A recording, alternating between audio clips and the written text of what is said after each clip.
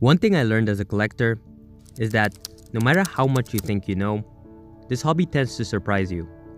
Every single day there's something new to learn, and that's something a little weird. Something as simple as watches, you would think that it's relatively straightforward. You would think that you would know everything within a week. But after 8 years of collecting, I'm still learning every single day something new. You see, like many of you, I used to hear that the Swiss made the best watches in the world. In fact, I used to hear that Rolex made the best watches. And if you still think that, well, you've got a lot to learn. What I have in front of me is from a little city in Germany called Glashütte. That is a brand called A. Lange & Söhne, specifically the 1815.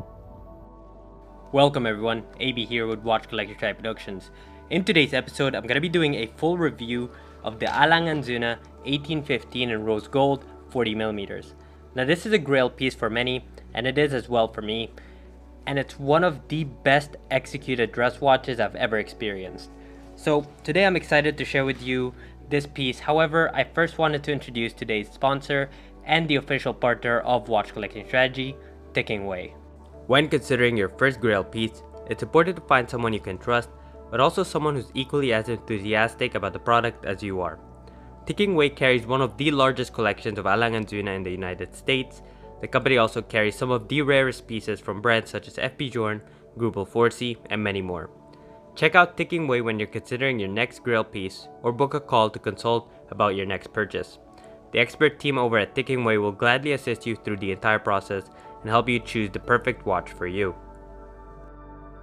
The A. Lange & Söhne 1815 has been around since the inception of the brand in 1994.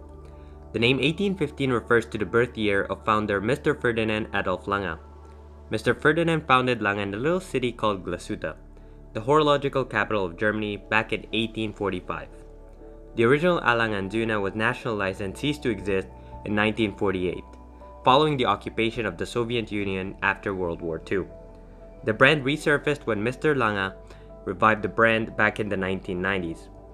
Since then, although the brand has only been around for almost 2 decades, they've already established themselves as one of the best watchmakers in the world.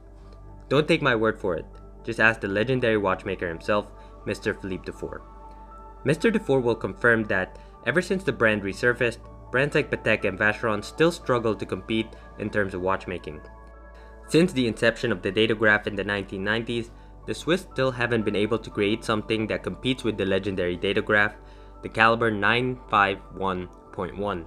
Lange got so bored of waiting that in 2015 they decided to remind the Swiss to innovate by coming out with a double split chronograph. Still waiting for a response, they thought, why not create a datograph with, well, you guessed it, a triple split chronograph. Quite frankly, Lange is just gonna start splitting atoms before the Swiss decide to respond. Oh well, more on that later. If you do want to learn more about the datograph, we will have a full article review and a video in the future, so make sure you stay tuned and check out tickingway.com if you want to read that article. Back to the 1815. What we have in front of us is the 1815 in 40mm and rose gold. It's not Lange's honey gold, this is actually rose gold. The 1815 family has been around since 1994 and it had 2 revisions, one in 2005 and the latest in 2014. Now allow me to give you a quick rundown on the specs. What we have is a 40mm case, 9.5mm thick and 47.5mm lug to lug, cased in a fully polished rose gold case. Now don't let the specs fool you. While traditionally I do prefer smaller cases, the pocket watch style of this piece makes the watch look superb at 40mm.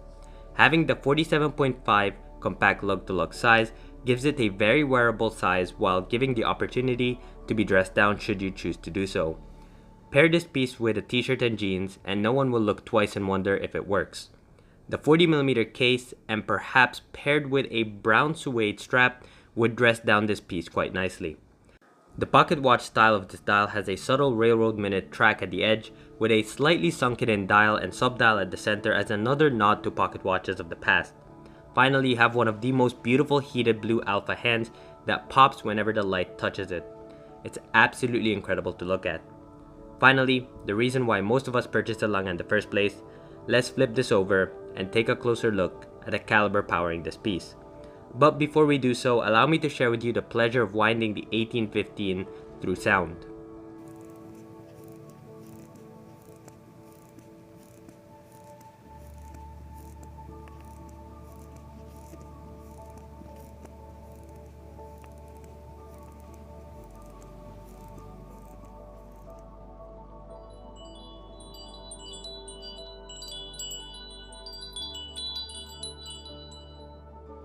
The work of art powering this piece is known as the Caliber L051, a manual wind movement featuring a 3/4 plate made out of German silver.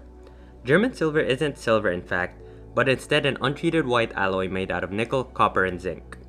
Lange stated that they used German silver for its beautiful golden hue and warm patina over time.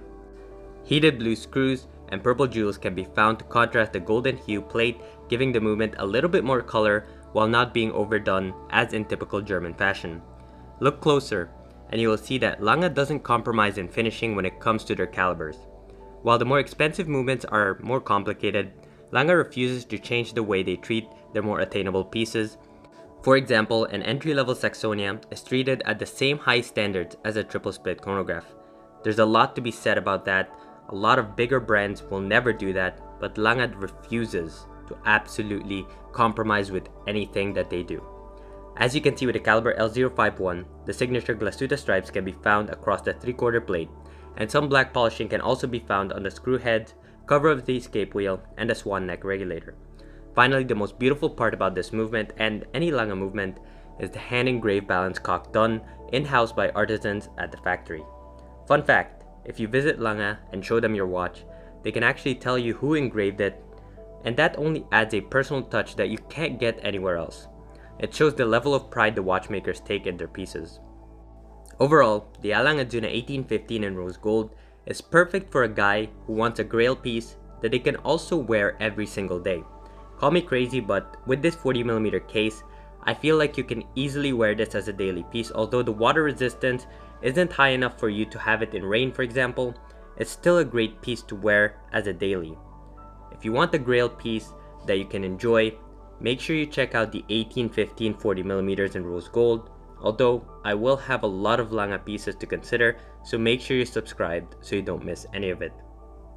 But guys, what did you think about the 1815 in rose gold? Did you like it? What don't you like about it? Let us know in the comment section below. And of course, if you're considering this piece, make sure you check out Ticking Way. They have one of the largest inventories for A. Lange & Söhne, so make sure you check them out. Even just to check out some cool pieces on their site, make sure you do so. And guys, as always, thank you so much for joining me. I'll see you in the next one.